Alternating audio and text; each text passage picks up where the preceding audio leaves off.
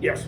Uh, really good game by our guys. And of course, this is Tanner Hall, our starting pitcher, and the only pitcher we use today. Complete game and in incredible fashion. I think when you look at his line and what he did, 9 innings, only giving up 3 hits. One of those runs, the only run, was unearned in that inning, but. Great job by our offense.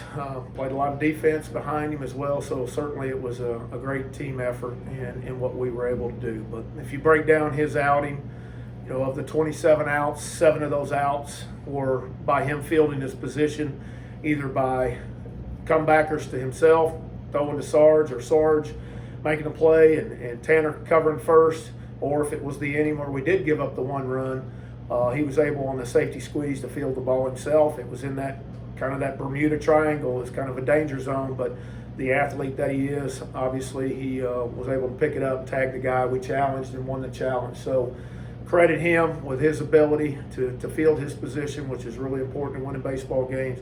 And then, of course, retiring 17 of the last 18 hitters that he faced. We'll open it up, start left to right.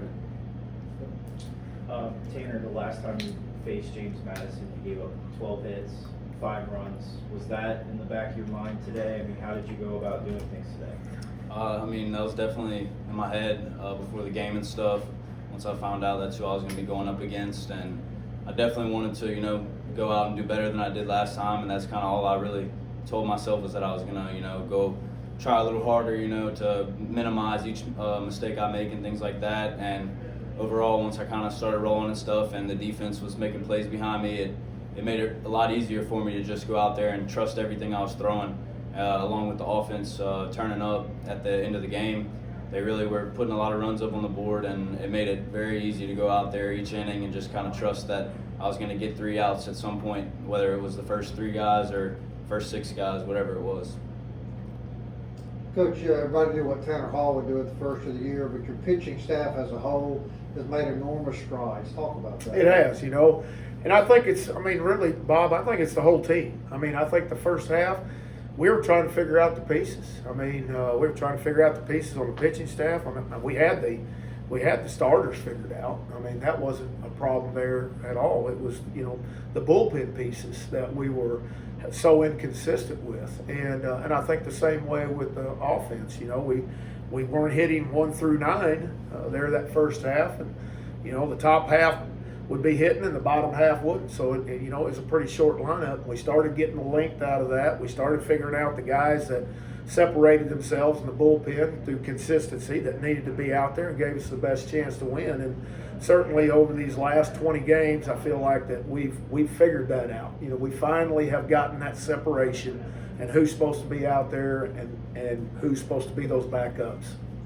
Coach, just what does the outing like Tanner had today do for the bullpen, the team, and everything, not having to throw a single pitch out? Well, it's incredible. Everybody's rested and everybody's ready to go moving forward. So great workload by him. We went 102 pitches there in 9 innings, and just an outstanding outing. Let's credit his battery mate too, Rodrigo Montenegro. I can tell you right now, he thinks the world of Rodrigo, and he was working him. And when I say Rodrigo was working him, I saw him get on him one time on an 0-2 because he didn't bury it, and the next pitch he came back and buried it, and Tanner acknowledged him. You're right. So, I think they're huge partnership in what happens there. So, real proud of Rodrigo in the game, and not to mention he had 3 hits, and with that. Can you speak on the lineup's production? They go down 1-0, and then they respond by scoring, I think, in 4 straight innings. Yeah, the guy that they started, we knocked him out in the 2nd inning, I think, at our place. And today, he came out, thought he had good stuff. We didn't have, our swings looked a little bit late. But I think once we got through that time through the lineup, and we started that second time, we started making some adjustments.